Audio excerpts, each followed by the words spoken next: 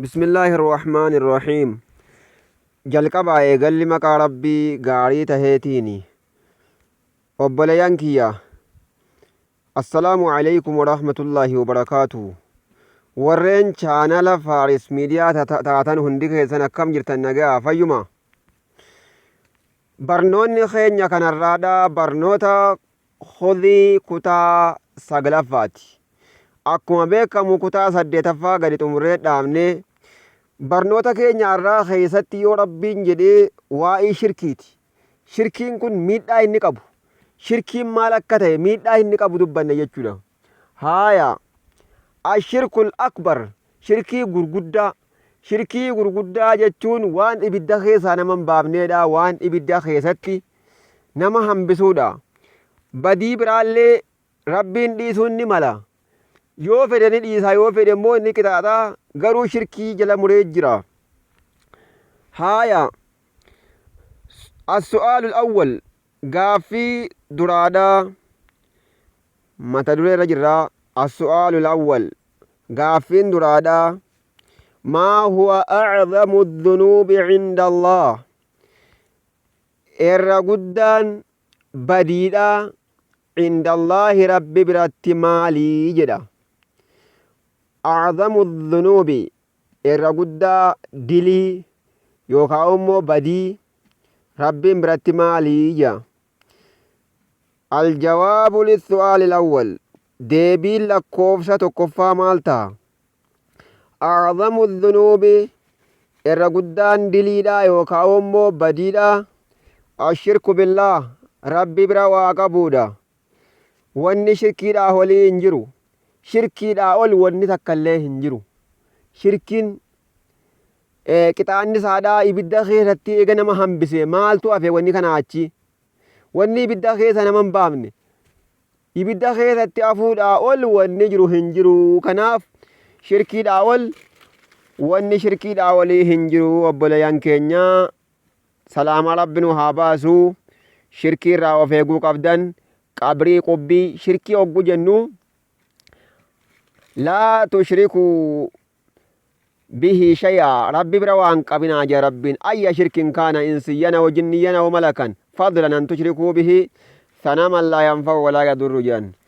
شرك ما فدوا هاتو نما هاتو فدو جني هاتو فدو ملكا هاتو ثنما يوكا تابوتا وان تك نما سنغوني نما سمين وامچود إيساتي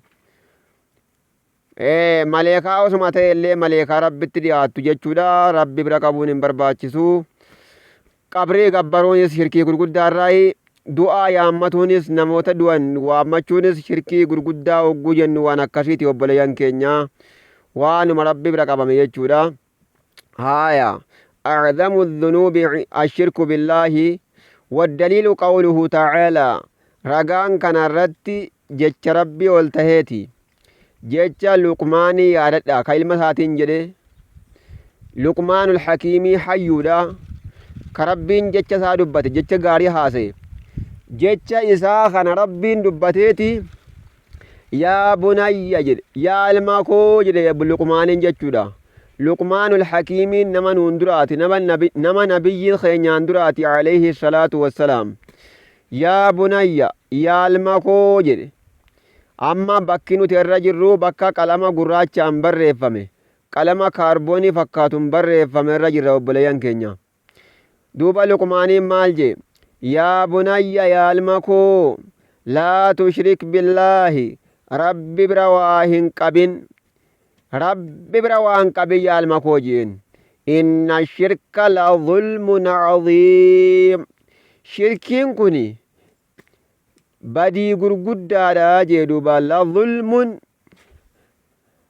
zulmiin shirkii olii hin jiru, zulmii gurguddaadha.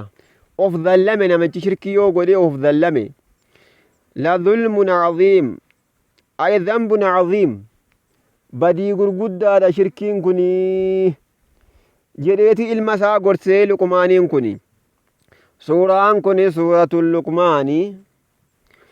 ولما سئل رسول الله صلى الله عليه وسلم ergamaan rabbii wayituma gaafatamu hoggaa gaafatamu ergaan rabbii gizee gaafatamu ergamaan rabbii maal jedhanii gaafatan sahabota gaafate beeka ayyu dhanbi a'zamu shirkii irraa kamtu irra jabaadha ayyu dhanbi a'zamu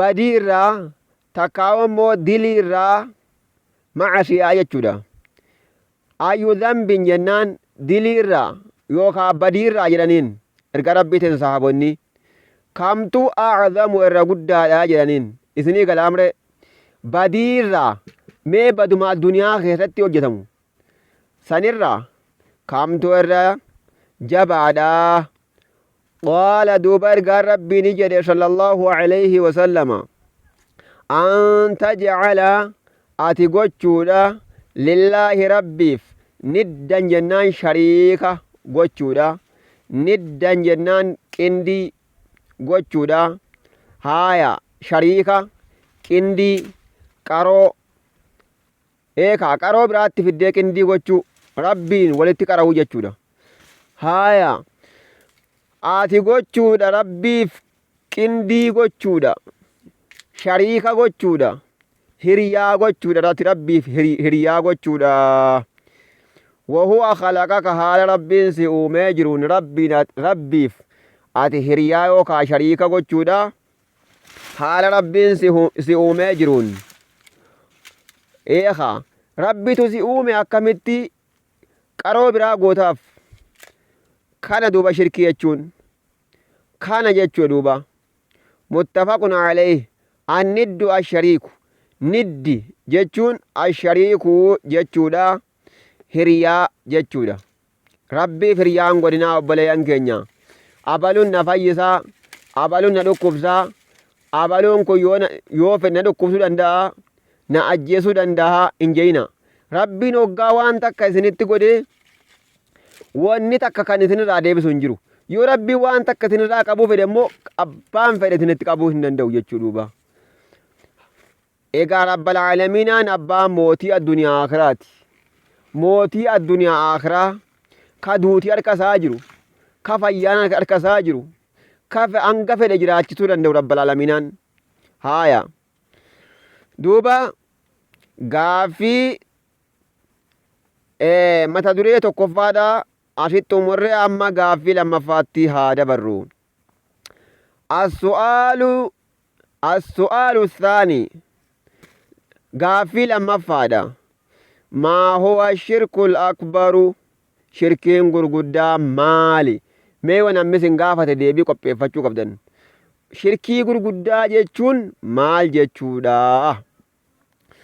aljawaabu lissu'aali thaani haaya deebii lakkoofsa lammaffaa irratti deebifna shirkii gurguddaa maali jedhee nu gaafateemi ashirkul akbaru shirkii gurguddaa jechuun gabaabsinee yoo dubbanne huwa inni sharful ibaadaa kennuudha yookaan immoo garagalchuudha ibaadaa kana ibaadaa garagalchuudha yookaan immoo kennuudha lighayriillaahi nama rabbiin ta'iniif ibaadaa kennuudha akkas jechuun soommanni ibaadaadhami soommanni ibaadaadha salaanni hoo ibaadaadha nama biraatiif salaatuun shirkii gurguddaadha naziriin ibaadaadha moo ibaadaa miti ibaadaadha nama biraatiif nazirii gochuun kodhaa gochuun shirkii gurguddaadha jechuudha nama biraatiif hajjii godhuun shirkii gurguddaadha inni akkanaa ibidda keessa naman baasu duba waan akkasiiti ibaadaa ogguu jedhamu ismun jaamicun likulli maa yuhibbuhu allah maqaa wali qabataa ta'e waan rabbiin jaalaturra min alaqwaali jechoowwanii fi walafcaali dalagoowwanii irraa ka ta'edha duuba ibaadaa jechuun awwala barannee turre darsi duraa keessatti sarful ibaadaa shirkii gurguddaa jechuun sarful ibaadati ibaadaa garagalchuudha ligayriillaahi nama rabbiin ta'iniif ka ducaa'i gayrillaah akka nama rabbiin ta'e waammachuufa kadhachuu yaa sayyida balu naa owwaadhu yaa sayyida biyyo yaa sheek huseen yaa abdilqaadir yaa maammad amiin yaa Muktaar nama du'e waamanii jechuudha. Yaa Abalu, yaa Maleekaa Rabbi, yaa Jibriilii naa owwaadhu ka, yaa Miikaa'el naa owwaadhu jedhanii ka. Inni akkanaa kun nama Rabbiin ta'in kadhannaan shirkii gurguddaa hojjattee jechuudha. Haaya ka du'aa'ii jennaanii ghayrillaahi akka nama Rabbiin ta'in kadhachuufaadha. Walirtiqaasati ennaa yaa obboleessoo birmachuu barbaaduufaa naa birmadhu yaa Abalu jedhanii. Birmachuu barbaaduufaa bilamwaati ennaanii du'aarra birmachuu barbaaduufaa je. Awil ahyaa'ii takkaa'u namuma jirurra dirmachuu barbaaduufaa ja. Waa'een inni hin dandeenye tokko jechuudha. Haajaa koo naa baay'isi yaa sayyid abbayyuu yaa sayyid Abalu jedhanii ka. Hayyee alghaa'ibiina yennaan nama jiraa kasirraa fagoodhaa je.